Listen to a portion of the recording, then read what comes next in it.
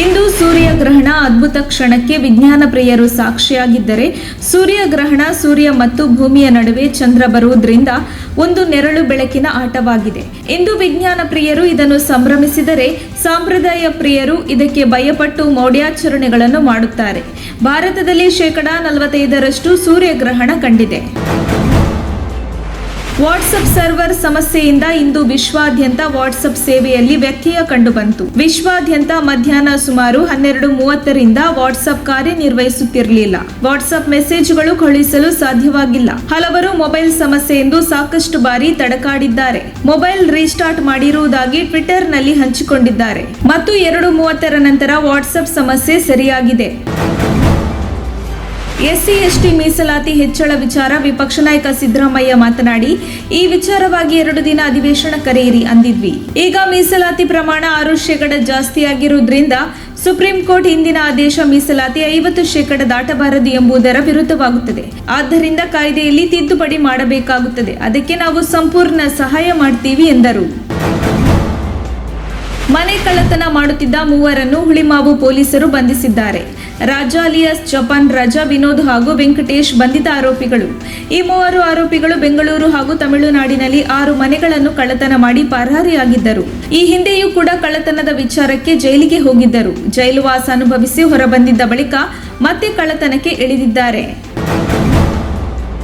ಪಟಾಕಿಯಿಂದ ಸಿಡಿದ ಬೆಂಕಿ ಕಿಡಿ petrol can ಮೇಲೆ ಬಿದ್ದು ಇಡೀ ಅಂಗಡಿಯೇ ಹೊತ್ತು ಹುರಿದ ಘಟನೆ ಬಾಗೇಪಲ್ಲಿ ತಾಲೂಕಿನ ಪಾಲ್ಯಕೆರೆ ಗ್ರಾಮದಲ್ಲಿ ನಡೆದಿದೆ. ಪಟಾಕಿ ಹಚ್ಚುವ ಸಂದರ್ಭದಲ್ಲಿ ಬೆಂಕಿ ಕಿಡಿ ಪೆಟ್ರೋಲ್ ಕ್ಯಾನ್ ಮೇಲೆ ಬಿದ್ದಿದೆ. ಇದರ ಪರಿಣಾಮವಾಗಿ ಅಂಗಡಿ ಮನೆ ಸಂಪೂರ್ಣವಾಗಿ ಹೊತ್ತು ಉರಿದಿದೆ. ಅಶ್ವಥಪ್ಪ ಎಂಬುವರು ಅಂಗಡಿಯಲ್ಲಿ ಪೆಟ್ರೋಲ್ ಮತ್ತು ಡೀಸೆಲ್ ವ್ಯಾಪಾರ ಮಾಡುತ್ತಿದ್ದರು.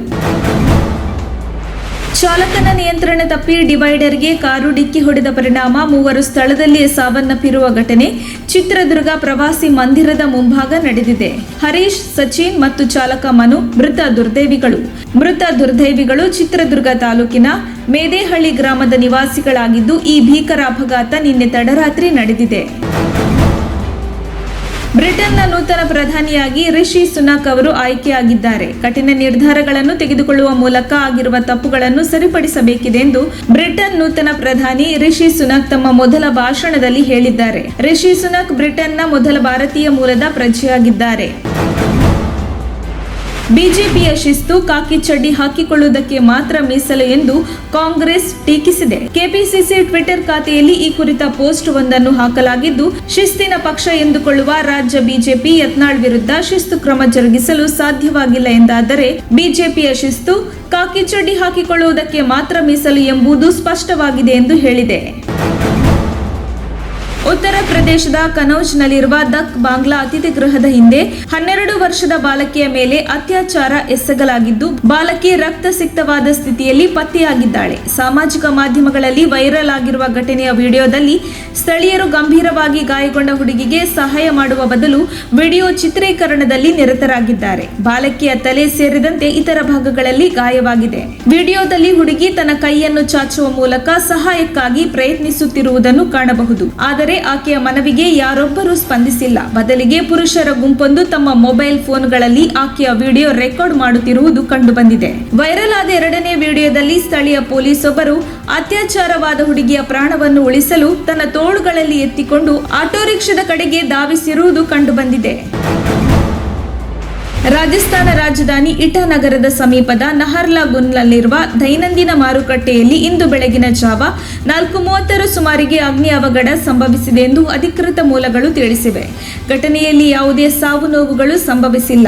ನಹರ್ಲಾಗುನ್ನಲ್ಲಿ ವಾಟರ್ ಫಿಲ್ಲಿಂಗ್ ವ್ಯವಸ್ಥೆ ಇಲ್ಲದಿರುವ ಕಾರಣ ಅಗ್ನಿಶಾಮಕ ದಳದ ಸಿಬ್ಬಂದಿಗಳು ಲೇಕಿ ಐರನ್ ಫ್ಯಾಕ್ಟರಿ ಬಳಿ ತೆರಳಿ ನೀರು ತುಂಬಿಸಿಕೊಳ್ಳಬೇಕಿತ್ತು. ಅಷ್ಟರಲ್ಲಾಗಲೇ ಬೆಂಕಿಯ ಕೆನ್ನಾಲಿಗೆ ಇಡೀ ಮಾರುಕಟ್ಟೆ ಆವರಿಸಿತ್ತು. ಅಗ್ನಿಶಾಮಕ ದಳದ ಸಿಬ್ಬಂದಿಗಳು ಹರಸಾಹಸ ಪಟ್ಟು ಬೆಂಕಿ ನಂದಿಸುವಲ್ಲಿ ಯಶಸ್ವಿಯಾದರು.